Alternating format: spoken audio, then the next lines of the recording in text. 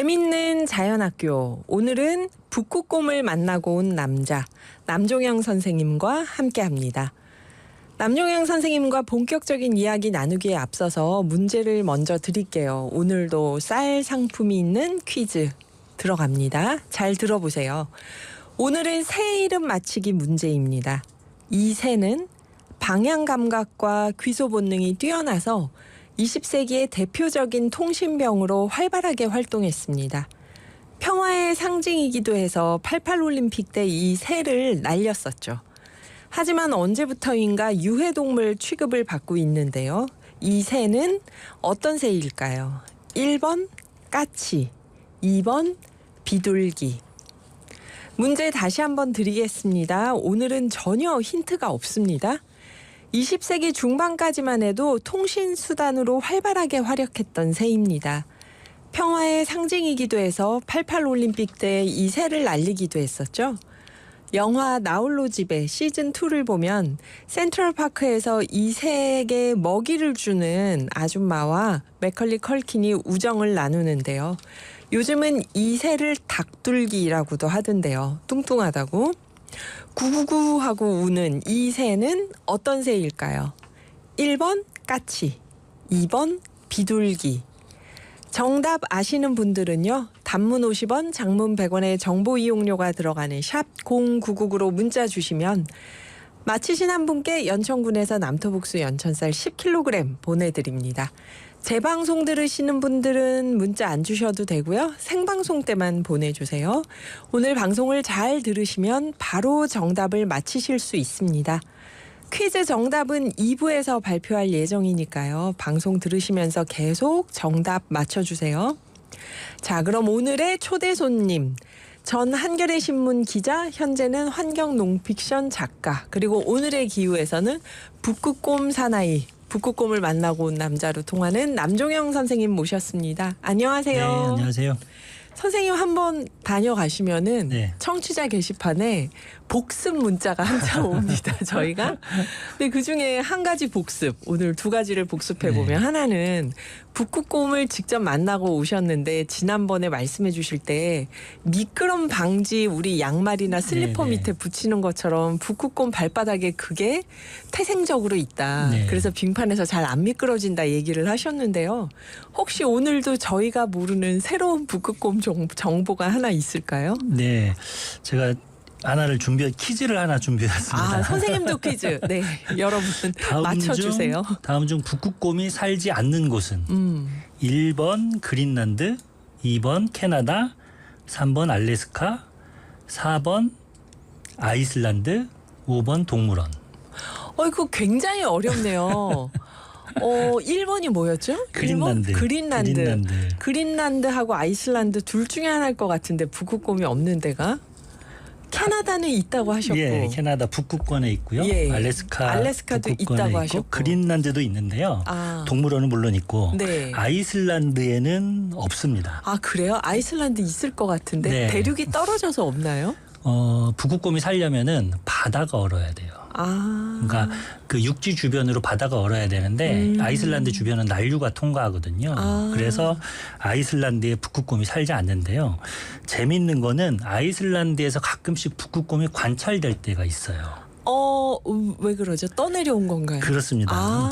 아이슬란드에 이제 바이킹이 상륙한 게 한 600년대 정도인데 그때부터 주민이 살기 시작했는데 네네. 북극곰이 나올 때마다 이 사람들이 기록을 해놨습니다. 그래서 지금까지 한 600여 차례 정도 북극곰이 표류해가지고 아이슬란드에 도착을 했다고 해요. 600여 차례면 지금이 2024년이니까 네. 한 2, 3년에 한 번씩 보통 왔나요? 몇 년에 한 번꼴로 지금도 나타나고 있는데 네. 가장 가까운 곳이 그린란드거든요. 네. 그린란드는 원래 몇백 킬로미터 떨어져 있는데 이 바다 얼음이 조금 확장될 때는 짧게는 한 200킬로 정도로 좁혀져요. 그때 보통 이제 바다 얼음에서 이제 있는데 얘네들이 계속 얼음이 떠내려 가고 있는데 기회를 놓친 거죠. 그린란드에 돌아가야 되는데. 그러다가 결국은 표류한 바다 얼음 조각을 타고 오다가 아이슬란드에 도착하는 거예요. 어느 순간 아마 헤엄을 치겠죠. 그래서 막 헤엄을 치는데 얼음이 안 나타나고 또 헤엄을 치는데도 얼음이 안 나타나고 없고. 그러다가 나타난 것이 아이슬란드입니다. 그러면 아이슬란드 사람들은 그 북극곰을 잘 모셨을까요? 아니면 그래서 이제 이거 가지고 아이슬란드에 큰 논란이 있어요. 항상. 어떤 논란인가요? 그러니까 북극곰은 이 기후변화 시대의 멸종위기종이고 여튼간에 네네. 중요한 동물이잖아요. 맞아요. 그래서 꼭 얘네들을 그린란드에 돌려보내야 될 것 같은데 사실 이게 쉽지가 않습니다. 배에 태워갖고 몇백 킬로미터 가면 되는 거 근데 아닌가요? 이게 뭐 몇십 년에 한 번 오는 것도 아니고 1, 2년에 한 번씩 오기 때문에 비용이 엄청난 거예요. 아, 그렇구나. 일단은 사살하는데도 돈이 들고 얘네들을 운반하고 그린란드까지 비행기 태워 보내는 것도 그리고 또 전담 인력까지 있어야 되잖아요. 네. 그래서 돈이 많이 듭니다. 그래서 2008년엔가는 한 달에 2번이나 이 북극곰이 떠내려왔어요. 네. 그래서 한 마리는 사살해서 죽이고 한 마리는 코펜하겐 동물원이 받겠다고 해가지고 거기로 보내는 도중에 또 얘가 탈출을 했습니다. 그래가지고 결국은 사살돼서 죽었는데 그때 아이고. 이거 안 되겠다 싶어서 어떤 원칙이 필요하겠다 해서 환경부에서 태스크포스를 만들어가지고 어떻게 네. 하느냐 해가지고 이제 결론을 내렸는데 결국은 사살해야 된다라고 결론을 내렸죠. 그래서 지금도 1, 2년에 한 번씩 떠내려오면은 사살을 하고 있습니다. 그거는 진짜 유엔이나 어떻게 다 같이 비용을 분담하더라도 돌려보내야 되는 거 아닌가요? 죽게 두면 안 될 것 그때 같은데. 이제 이 결정의 그 이유 중에 하나가 또 이 떠내려오는 구역이 네. 동그린란드에 있는 개체군에 있는 애들이 이쪽으로 떠내려오는데 걔네들은 또 크게 개체수 감소 현상을 보이질 않고 없다고요. 있대요. 그래서 이유 중에 그냥 하나가 이제 그래도 사살하면 되겠다라고 이제 아이슬란드 측에서 밝히고 있는데 아직까지 논란이죠. 예, 그렇죠. 그거를 살아있는 동물을 규칙을 정해서 환경부에서 규칙적으로 죽인다는 게 정서적으로는 좀 거부감이 생기네요. 아하. 그러니까 양쪽이 그린란드하고 아이슬란드하고 양쪽이 얼음이 막 얼면서 이 경계선이 좁아졌을 때 네. 1, 200km 정도 됐을 때 북극곰들이 그렇게 떠내려온다는 떠내려오는 거죠. 경우가 많습니다. 북극곰에 대한 이야기 하나가 있고요. 그 다음에 우리가 해외 뉴스에서 아이슬란드 북극곰 얘기 나오면 앞으로 눈여겨봐야겠네요. 두 번째 복습은 이건 저희에게 정말 충격을 주셨어요. 우리나라 치킨집이 전 세계 맥도날드 매장보다 많다. 그래서 지금 인류세라고 할 시기에 대표적인 화석은 닭이 될 수 있다. 인간이 아니라. 한 해 도살되는 닭만 500억에서 600억 마리니까 도대체 이 화석 뼈가 얼만큼 남겠느냐. 깜짝 놀랄 얘기를 해주셨는데요. 선생님 오늘도 왠지 이런 뭔가 충격적인 얘기가 있을 것 같아요. 선생님만 등장하시면 항상 우리가 생각 못할 얘기를 하나씩 해주셔서 여러분 1부에서 남종영 선생님 이야기 잘 들어보면 오늘 퀴즈 정답 맞히실 수 있습니다. 오늘은 또 닭과 함께 이 새도 닭만큼 유명하죠. 전 세계적으로 있는데 이 새의 이야기를 들려주실 예정입니다. 선생님 어떤 새인가요? 예. 비둘기입니다. 바로 산뜻하게 정답을 예, 바로. 닭줄기라고도 하는데 네. 예, 비둘기에 대해서 한번 좀 얘기를 한번 해보도록 하겠습니다. 네. 비둘기 하면은 역시 통신병, 그렇죠? 네. 비둘기가 그 기소 본능이 있어요. 그래서 원래는 비둘기를 길들인 게 이제 이집트 메소포타미아 문명에서 이제 한 2000년 전부터 이제 길들였는데 네. 원래는 이제 고기를 먹으려고 가축으로 만들었다고 해요. 아, 닭처럼 잡아먹으려고요? 잡아먹으려고. 그런데 얘가 기소 본능이 있는 거를 발견을 하고 통신소를 만든 거죠. 이를테면 내가 어느 먼 곳에 갔다. 그런데 이제 집에다가 편지를 쓰고 싶다. 그럼 비둘기 한 마리를 가져가는 거예요. 집에서 기르는 비둘기를. 거기다가 다리에다가 편지를 매달아 가지고 딱 보내면 집으로 간다고. 집으로 가게 되는 거죠. 근데 이 아이디어를 확장시키면 비둘기 통신소를 몇 개를 만드는 거예요. 그러면 네. 아주 먼 거리에서도 이어 달리기를 하듯이 비둘기가 비둘기한테 전해주고 또 비둘기가 비둘기한테 전해주고 그렇네요. 하면서 원거리 통신을 가능하게 하죠.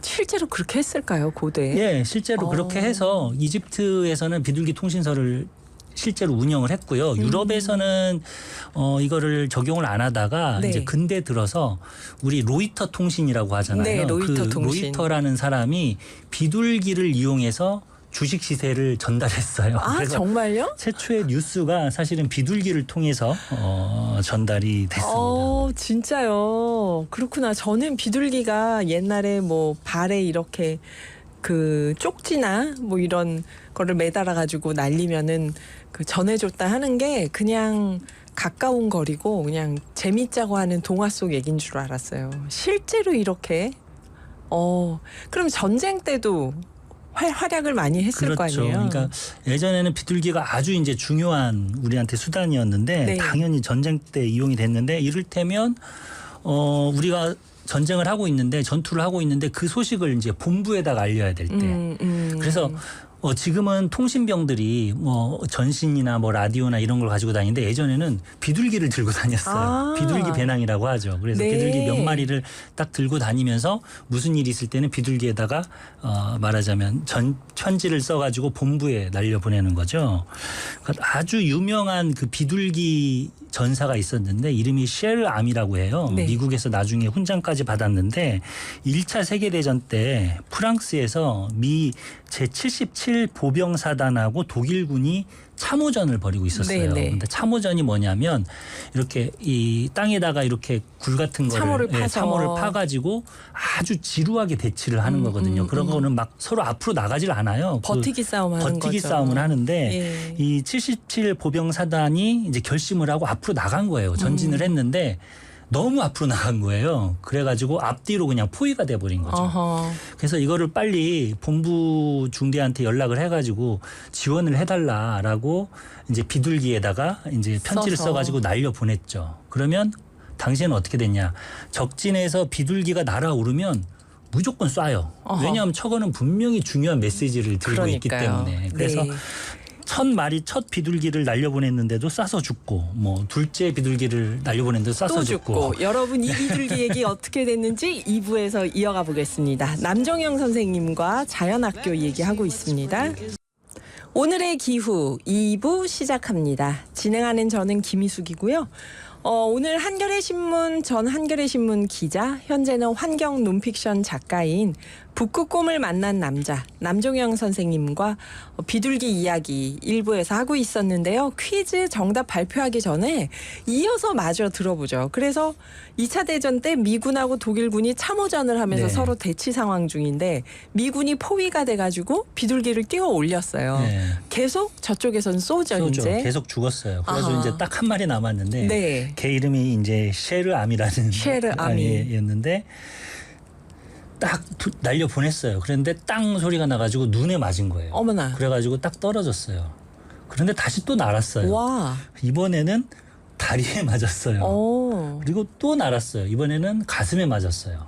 근데 또 날아가지고 결국은 40km를 달려가지고 날아가가지고 본부에다가 지원 요청을 한 거예요. 오. 이 77 보병사단을 지원하라 해가지고 결국은 구조하러 와가지고 이제 군인들 한 상당수가 많이 구조가 됐다라고 해서 이 쉐르 아미가 훈장을 받았죠. 근데 나중에 이제 미국으로 돌아갔는데 다리 하나가 절단된 상태에서 돌아가서 거기서 사람들로부터 환영을 받고 몇 년 뒤에 죽었다고 합니다. 와, 이런 디즈니 애니메이션도 아니고 이게 무슨 애니메이션에서 만약 이런 장면을 넣으면 과도하다, 어린이들에게 이런 거짓말을 하다니 할 텐데 그러면은 눈을 다치고 다리를 다치고 가슴까지 맞았는데 이제 가슴 심장에 맞은 게 아니니까 또 날 수 있었겠죠? 와, 정말 신기하네요. 엄청난 이 방향 감각과 귀소 본능인데요. 이쯤 되면은. 그래서 20세기의 대표적인 통신병으로 활발하게 활동할 수 있었고 우리는 비둘기 하면은 88 올림픽 생각을 안 할 수가 없죠. 평화의 상징해서 막 엄청 날렸는데 잠실 운동장에서. 언제부턴가 유해동물 취급을 받고 있습니다. 이 새는 어떤 새일까요? 하고 정답을 다 가르쳐 드리고 푸는 퀴즈. 1번 까치, 2번 비둘기. 선생님 정답은? 비둘기입니다. 네, 여기서 까치는 아니겠죠. 비둘기입니다. 여기 보니까 7684님이 요즘은 비둘기들이 사람을 무서워하지 않고 쓰레기 봉투 안에서 음식을 먹어서 참 문제예요. 공생할 수 있는 방법이 생겼으면 좋겠습니다. 그러셨고요. 3616님은 일반 가정에서도 배설물 때문에 아주 골치 아픈 새죠. 비둘기가 이렇게 평화의 상징, 전쟁의 영웅, 영원한 연락병, 비둘기가 이렇게 밉상이 돼버렸네요. 참나. 근데 이 비둘기에 대해서요. 그 선생님 말씀 듣고 보니까 전쟁 때 그러면 이렇게 통신병 하다가 죽은 비둘기가 정말 많았을 것 같은데요. 예. 뭐 미군만 그런 게 아니라 독일군도 비둘기를 썼을 거 아니에요? 그렇죠. 그래서 전쟁 때 본격적으로 쓰인 게 제1차 대전하고 2차 대전 때 많이 쓰였어요. 네. 그때만 해도 2차 대전 때는 전신이 나왔음에도 불구하고 비둘기 통신이 그래도 우세했기 때문에 이제 그 통신병들은 비둘기 배낭을 가지고 다녔죠. 그리고 심지어 최근까지도 이 비둘기 통신병을 뭐 정찰에 이용하고 그런 그 뉴스들이 있어요. 아마 몇 년 전쯤에는 파키스탄에서 이 스파이 비둘기를 인도에 날려보냈다 해가지고 양국 간에 약간의 긴장이 초래된 적도 있었습니다. 그럼 우리 막 평화롭게 지내자고 비둘기를 함부로 날릴 게 아니네요. 판문점에서도 막 비둘기 날리고 그랬는데. 그러면요, 선생님. 저 약간 정찰에 사용했다고 하니까 궁금한 게 연락병은 그 쪽지를 갖다 주는 거니까 이해가 되는데 비둘기가 정찰을 어떻게 하죠? 예전에는 이 여기다 카메라도 묶었습니다. 지금은 드론이 있으니까 그걸로 하는데 예전에는 카메라 조그만한 거를 묶어가지고 상대방을 정찰하고 왔었죠. 돌아오니까. 예, 그래서 그것도 지금 최근에 인도 파키스탄에서는 그것 때문에 문제가 되고 뭐 그랬죠. 그렇구나. 네, 아직은 이제 지금은 근데 비둘기의 용도가 이제 거의 없다고 보시면 되지만 그런 해프닝들이 아직까지 있습니다. 네, 6.25 전쟁 때도 제가 어느 화보에서 봤어요. 그 유엔군 어느 나라 부대가 비둘기 옆에 놓고 사진 찍고 그랬더라고요. 근데 이게 지금 88 올림픽 때문에 서울 시내 비둘기가 많아졌다 이런 얘기 있잖아요. 진짜 그런 건가요, 선생님? 그런 것도 어느 정도 사실이라고 해요. 왜냐하면 그 88 올림픽이나 86 아시안 게임 때 그 날리려고 실제로 비둘기를 수입해가지고 사육을 했거든요. 그런데 사실은 그 전부터 사육을 했습니다. 지금은 없어졌는데요. 그 옛날 서울시청 옥상에 그 비둘기 집이 있었습니다. 왜 그러셨지? 정찰병 쓸 일이 없었을 왜냐하면 텐데. 그 아시안 게임이나 올림픽뿐만 아니라 여러 가지 행사 있잖아요. 예전에는 프로야구 개막하면 비둘기 날렸어요. 또 전국체전도. 그럴 때 다 비둘기를 날렸기 때문에 그 비둘기들이 다시 돌아가는 거죠. 이를테면 서울시청에 있는 비둘기를 전국체전 개막식에다 딱 갖다 놓으면은 걔네들이 딱 날아간 뒤에 다시 서울시청으로 돌아가는 거죠. 근데 그러다가 이제 몇 마리는 안 돌아가겠죠. 그러다 보니까 좀 많아졌고, 그리고 이제 이 우리나라도 토종 비둘기가 있는데 외국에서 이제 집비둘기들도 이제 그런 행사 목적으로 많이 수입해 오다 보니까 조금 많이 번식을 한 거고요. 또 우리나라 그 맷비둘기라고 있어요. 맷비둘기요? 산비둘기예요. 산비둘기. 우리가 자세히 보면은 공원 같은 데서 떼를 지어 다니는 애들은 걔네들은 집비둘기일 가능성이 크고요. 퉁퉁해서 다니는 애들. 그런데 약간 언덕이나 조금 깊은 공원에서 혼자 다니는 애들. 그리고 등산할 때 보면 비둘기 같은 애들이 왔다 갔다 하거든요. 걔네들은 산비둘기예요. 산비둘기요. 그래서 약간 다릅니다. 그런데 거의 서식지가 겹치기 때문에 혼종들이 많고 사실 구분이 어려울 정도로 많이 섞이기는 했죠. 저희가 아까 저도 그게 궁금했거든요. 88 올림픽, 86 아시안 게임 준비하면서 비둘기 수입했다고 하셔가지고 아니 우리나라 비둘기 많았을 텐데 뭘 또 비둘기까지 수입해? 이 생각을 했는데 행사용으로 쓰기에는 그런 수입 비둘기가 더 멋졌나 보죠. 그렇겠죠. 왜냐하면 그 88 올림픽 때 날린 비둘기는 하얀 비둘기였거든요. 하얀 비둘기는 평화의 상징이다 해가지고 물론 하얀 비둘기뿐만 아니라 다른 비둘기도 날렸는데 그때만 해도 하얀 비둘기 하면 조금 귀하게 보는 그런 관습이 좀 있었죠. 그게 수입 비둘기였다. 우리 맷비둘기는 그 쥐색 비슷한 칙칙한 색으로 다니는 그 비둘기죠. 토종 비둘기. 이 토종 비둘기가 워낙 우리 자연학교에 나오는 선생님들이 토종 뭐 하면은 늘 멸종 위기하고 연결이 되던데 지금 우리나라 토종 비둘기는 상태가 어떤가요? 양비둘기라고 있습니다. 아 그거는 그러니까 수입 같아요. 그래, 왠지 수입은 아닌데 양비둘기 그래서 하니까. 헛갈리다고 사람들이 그러는데 그러니까 낭비둘기 혹은 양비둘기 예. 혹은 굴비둘기라고 불리는데요. 원래 그 외국에서도 길들이기 전에 비둘기는 락 도브라고 했어요. 락 도브라고 했거든요. 그러니까 그 바위 암벽에 사는 굴에 사는 비둘기였거든요. 네, 근데 네. 얘네들이 개량돼 가지고 지금의 집비둘기가 된 건데 거고. 우리나라도 마찬가지로 그런 절벽에 사는 굴비둘기가 있었던 거죠. 굴 속에서 사는 그렇죠. 굴비둘기요. 그래서 걔네들이 우리나라에서는 개체수가 많이 적어져 가지고 지금은 몇백 마리 정도밖에 안 남았다고 그래요. 그래서 그 끝에 꼬리를 보면 이렇게 선이 검은 선이 두 개가 있어요. 네. 그래서 자세히 보면 구별을 할 수는 있는데 그 비둘기가 지금 멸종 위기종이고 지리산 하엄사에 가면은 걔네들을 볼 수 있다고 해요. 그리고 오. 또 아까 산비둘기는 조금 흔하고요. 네. 또 흑비둘기도 있습니다. 흑비둘기는 새카만 비둘기. 예, 새까만 비둘기인데 얘네들 같은 경우는 이런 공원이나 이런 데가 아니라 울창한 숲에 서식을 하죠. 그래서 오. 호박나무 열매를 먹고 자라는데 참 보기가 힘듭니다. 천연기념물입니다. 얘 같은 경우에는. 아 그러니까 우리 토종비둘기는 맷비둘기, 산비둘기, 양비둘기, 굴비둘기. 그렇죠. 양비둘기라고 그렇죠. 하고요. 그다음에 흑비둘기가 흑비둘기 있고. 예. 이렇게 대표적인 세 가지 종류가 네. 있는데 개체수가 많지는 않다. 지리산 화엄사에 가시면은 귀한 비둘기를 보시는 거네요. 그 서울 시내 비둘기하고는 다르게 제가 그 전 기차를 탈 때 기차역에서 여러 번 팻말을 봤어요. 유해 조류에게 모이를 주지 마시오.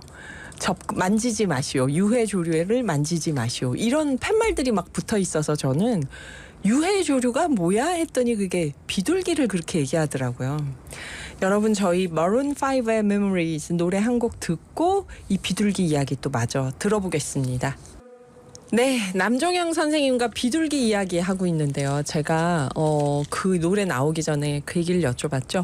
기차역에서 공공연하게 아주 크게 붙어 있어요. 뭐 불조심이나 간첩 신고처럼 크게 붙어 있어요. 유해 조류에게 모이를 주지 마시오. 뭐 만지지 마시오. 이런 것들 유해 조류 근처에 가서 만지지 말라고. 그래서 엄청난 유해 조류가 있는 줄 알았는데 그게 비둘기 얘기였어요, 선생님. 그래서 뭐 쥐둘기, 닭둘기, 쓰레기 먹고 뚱뚱하다고 구박을 받고 있는데요. 최근엔 뭐 내년부터는 먹이를 주면은 최대 100만 원까지 과태료를 부과한다 이러는데 이런 거를 어떻게 보시나요? 도심에서 이렇게 공존하기가 힘든 걸까요, 우리가 비둘기하고? 그러니까 2009년에 환경부가 비둘기를 유해 야생동물로 지정을 했어요. 그래서 일반적으로 공원에 가면 비둘기에 모이를 주지 맙시다 이런 거 많이 쓰여 있잖아요. 네네. 그래서 이제 어느 정도 그냥 암묵적으로 서로 안 주고 뭐 주는 사람은 그냥 조금 시선을 피해서 주고 그 정도였는데 이번에 이제 개정이 돼서 아예 과태료까지 부과를 하게 된 거죠. 근데 여기에 대해서 조금 찬반 양론이 있어요. 네네. 그러니까 동물단체 일부 동물단체 같은 경우는 그건 너무 지나친 처사다. 그 인간이 모유를 주고 싶을 수도 있고 그리고 비둘기도 먹고 살아야 되는데 네네. 너무 지나친 처사다라고 얘기를 하면서 이제 불임 모이를 주자. 모이를 먹으면은 새끼를 더 낳지 않게. 않도록 해가지고 마치 이제 길고양이를 그렇게 관리하잖아요. 네. 그래서 그렇게 하자고 하는데 이 부분은 조금 신중해야 될 필요가 있을 것 같아요. 네. 그러니까 이 비둘기한테 불임 모이를 주는 건 이제 다른 나라에서 지금 이제 실험을 하고 있는 상황이거든요. 네. 그래서 뭐 스페인 같은 데서도 한번 해봤더니 한 50% 정도 개체수가 줄었다. 뭐 그리고 미국에서도 하고 그렇긴 한데 이 문제는 뭐냐면은요. 이 모이를 주면 다른 새들도 먹을 수가 있어요. 그렇죠. 예. 그렇죠. 비둘기는 어느 정도 큰데 뭐 참새나 직박구리 이런 애들은 작거든요. 예, 예. 그러니까 더 큰 피해를 입을 수가 문제가 될 수 있어가지고 있죠. 지금은 조금 신중하게 접근을 해야 되지 않을까라는 생각이 듭니다. 사실은 저는 굳이 이걸 과태료까지 내도록 굳이 규정을 할 필요가 있었나 싶어요. 사실은 어느 정도 우리끼리 자율적으로 규율이 되고 그렇죠. 있었는데 보면 뭐 모이 주는 사람들 네. 별로 없어요, 네, 요즘. 그런데 오히려 그래서 이 대립을 더 심하게 하지 않았나 그런 생각이 드는데요. 여튼 불임 모이를 주는 거는 물론 뭐 검토해 볼 만은 하긴 하지만 신중한 검토와 실험을 통해서 어느 정도 확신이 든 다음에 해야 되는 게 좋을 거는 같습니다. 아유, 이거는 괜히 비둘기 줄이자고 하다가 다른 피해가 생길 수도 있고 그냥 안 주면 되지 뭘 또 불임모이까지 주나 이런 생각도 솔직히 드는데 이거는 앞으로 어떻게 되는지를 봐야겠네요. 그만큼 비둘기 개체수가 도심에서 늘어나는 걸 모두 다 우려하고 있다는 거잖아요. 근데 뭐 왜 그럴까요? 비둘기가 무슨 바퀴벌레나 모기처럼 질병을 옮기는 걸까요, 결국은? 그거는 아니고 이제 비둘기 배설물이 저희한테는 조금 불편하기는 한데요. 사실 비둘기 개체수 조사가 정확하게 나온 적이 한 번도 없어요. 그냥 뭐 환경부 추산으로 100만 마리라는 말이 나오긴 하는데 이런 것들을 우리가 뭐 센서스를 거쳐가지고 조사를 해본 적도 없고요. 왜냐하면 가가호 방문하면서 그렇죠. 중요한 동물이 아니거든요. 비둘기는 말하자면 뭐 철새나 멸종위 기준은 우리가 그렇게 조사를 하지만 비둘기는 조사를 하지 않고 또 인간에게 피해를 아주 또 크게 주는 정도 아니고요. 맞아요. 그렇기 때문에 사실 정책을 집행하는데 여러 가지 조금 어려움이 있기는 하죠. 여기 3888님이 음식물 쓰레기 그런 병균 옮김 이런 게 있다는 말이 있는데 코로나 때 비둘기에 대해서 더 많이 우려했다고 그런 건 어떻습니까? 하고 질문을 주셨는데 음식물 쓰레기하고 병균 옮김이 비둘기가 지금 그렇게 심각하게 우리에게 피해를 주고 있는 걸까요? 그 정도는 아닐 것 같아요. 네. 이것도 정확한 연구가 없는 거죠? 정확한 연구가 없고 비둘기는 주로 사람이 주는 모이도 먹고 음식물 쓰레기도 먹지만 이 공원 같은 데서 벌레나 이런 것들을 많이 먹거든요. 그렇기 때문에 사실은 인간에게 피해 주는 건 배설물이 가장 크죠. 차가 조금 얼룩이 진다거나. 가끔가다 머리 위에 뭐가 떨어진다거나 그 정도. 그 지금 재밌는 질문이 왔습니다. 한종혜 님이 주변에서 공원이나 길에서 비둘기를 많이 보는데 어디서 왔을까요? 날기도 합니다. 그러고 서령님도 천적이 없는 비둘기는 개체수가 어마어마하게 늘어날 것 같은데 수명이 어느 정도 되고 어디로 가서 죽을까요? 이제 한정일님은 비둘기가 어디에서 왔을까요? 서령님은 이 통통하던 비둘기들이 어디 가서 죽을까요? 자연사를 한다면 어디서 죽을까? 비둘기가 어디서 죽었다는 말은 못 들어봤네요. 하는 질문을 주셨어요. 선생님, 비둘기는 어디에서 와서 어디로 가는 것일까요? 비둘기를 잘 보면은요. 저도 한 번도 본 적이 없는데 비둘기 새끼를 본 적이 없어요. 없어요. 없어요. 늘 큰 비둘기들만 비둘기는 그렇게 많은데 새끼가 없거든요. 진짜. 그 이유는 뭐냐면 비둘기는 다른 새와 다르게 둥지를 그러니까 자기가 사는 그렇게 자고 그렇게 쉬는 곳은 사람들이 절대 보이지 않는 곳에다가 둥지를 만듭니다. 그러니까 뭐 건물에 아주 후미진 곳이라든지 아니면은 뭐 옥상이라든지 그래서 거기서 아무도 보이지 않는 곳에서 새끼를 키우거든요. 알을 낳고. 그래서 한 30일 정도 되면 얘네들이 커가지고 나와요. 그렇네요. 엄청 또 빨리 크죠. 비둘기 같은 경우는. 그래서 얘네들이 어디서 둥지를 틀고 또 어디서 죽는지도 사실은 잘 알 수가 없죠. 그렇구나. 이 비둘기 진짜 신기한 새네요. 귀소 본능이 있다고 했으니까 역이나 광장에서 돌아다니는 비둘기들 거기가 집일 텐데. 그렇죠. 그 주변 어딘가에 분명히 얘네들이 자는 곳이 있는 거죠. 그리고 새끼도 키우는 곳이 있고요. 근데 우리 눈에는 안 띄는 곳에. 띄는 것입니다. 재밌다. 근데 이런 비둘기들이 보면은 왜 이렇게 서 있을 때 보면은 한쪽 다리가 없는 것처럼 보일 때가 있잖아요. 이런 거는 나중에 보면은 한쪽 다리를 내리기도 하던데 이거는 뭔가요? 저도 그래가지고 비둘기를 자세히 이렇게 관찰을 하던 때가 있었거든요. 그러면 이상하게 외발이가 많아요. 비둘기들이. 한쪽 다리로 서 있는 애들이 많은데 최근에 논문이 한 2억 건 나왔는데요. 실제로 그 비둘기가 발을 다친 애들이 많대요. 실제로 많은데 외발이들이 많은데 왜 많은가? 그건 우리가 알 수는 없죠. 그런데 자세히 이걸 지도를 그려보니까 프랑스에서 한 연구였거든요. 미용실 근처에 비둘기들이 발 하나가 없는 경우, 다리 하나가 없는 경우가 많다는 거예요. 그래서 그 논문의 결론은 뭐냐면 머리카락이나 플라스틱 노끈 같은 거에 얽혀가지고 아마 어느 순간 이게 괴사가 되면서 다리 하나가 잘렸을 것이다. 아. 그리고 그 이후로 상당히 많이 죽을 것이다라고 추정을 해요. 그래서 사실 이 비둘기에 대해서 이 과학자들이 많이 연구를 안 했는데요. 보통 새들은 한 10년 이상 살거든요. 야생에서 아주 건강하면. 네. 그런데 비둘기들은 보통 한 2, 3년 살고 죽는다고 합니다. 도심에서요. 네, 도심에서. 지금. 아주 짧은 생을 거치죠. 왜냐하면 아주 거친 삶을 살고 있기 때문이죠. 아, 그러면 이 도시에서 정말 유해동물로 구박을 받으면서 2, 3년 살다가 떠나는 건데 비둘기들이. 그런데 이런 비둘기를 두고 뭐 개체수 조절을 실패했다. 도심에 비둘기가 너무 많다. 이런 얘기가 있는데요.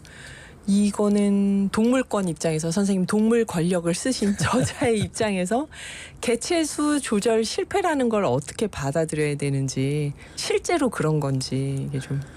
근데 이 사실은 그거부터 시작해야 돼요. 비둘기가 많아졌다고 하는데 정말 많아졌을까 저는 사실은 잘 모르겠어요. 아하. 예. 사실은 개체수 조사부터 해야 되고 그냥 우리 주변에 많이 눈에 띄기 때문에 많다고 생각하는데 저는 얼마나 많아졌을까 그 개체수부터 시작해야 되고 네네. 그리고 어떤 우리한테 치명적인 피해를 주는 건 아니잖아요. 그러니까 한번 비둘기한테 어느 정도 좀 여지를 줘야 되지 않을까라는 그런 생각을 해봤습니다. 네. 정말 얼마나 유해성을 띠고 있는지도 사실은 연구된 바가 없다. 네. 그 비둘기가 전염병을 옮긴 것도 아니고 그것도 그렇죠. 아는 바가 없고 우리가. 아하. 그런 거는 뭘까요? 사이보그 비둘기 이런 얘기도 있다고 하던데요. 재밌는 실험을 한 적이 있어요. 2006년인가 2009년인가요. 비둘기가 이렇게 많은데 얘네들한테 좀 역할을 좀 네. 부여하고 싶다 해가지고 비둘기에다가 카메라가 아니라 이 대기오염 측정 장치를 맨 거예요. 그래가지고 얘네들을 이제 일종의 시범 행사로 3차례 날렸어요. 그래가지고 네. 그 대기오염 측정 장치로 인터넷으로 실시간으로 대기오염 정보를 알 수 있었던 거죠. 네. 이걸 한 사람이 일종의 예술가이자 과학자였거든요. 근데 여기에 대해서 이제 동물단체는 반대를 했어요. 네. 야, 이거는 비둘기가 이렇게 무거운 거를 가지고 다녀도 되겠느냐라고 하면서 반대 성명을 냈는데 이제 이 과학자나 다른 입장에서는 아니, 이건 20g 정도밖에 안 되기 때문에 좋은 거고 우리의 의도는 뭐였냐. 비둘기가 예전부터 아주 중요한 동물이었는데 어느 순간 그 역할을 상실함으로써 닭둘기가 돼버렸다. 구박을 받는다. 차라리 이렇게 역할을 부여함으로써 우리의 아이들이 비둘기를 다시 생각하게 되는 계기를 한번 만들었으면 좋겠다. 왜냐하면 야, 이 비둘기는 쓰레기를 뒤집어 먹는 애가 아니라 우리에게 실시간으로 대기오염 정보를 주고 있어. 사실은 대기오염 정보가 되게 한계가 많거든요. 네. 고정식이잖아요. 근데 비둘기는 사람이 다니는 곳곳을 다니면서 대기오염 날아다니니까. 정보를 수집을 해요. 네. 그래서 이제 이걸 비둘기 사이보그다라고 해가지고 도나 해러웨이라는 그 유명한 페미니즘이자 포스트 휴먼 철학자가 있어요. 그래서 그 사람이 동물과 인간이 새로운 관계를 맺음으로써 오히려 그게 동물을 더 긍정적인 방향으로 우리가 보게 하는 존중하게 존중하는 하나의 상징적인 사건이다라고 봤죠. 그러니까 우리가 그냥 첫인상으로 뭐 동물이 고통을 받는다 이렇게 접근하는 게 아니라 네. 동물과 인간과 어떤 새로운 관계를 만들자는 거라는 거죠.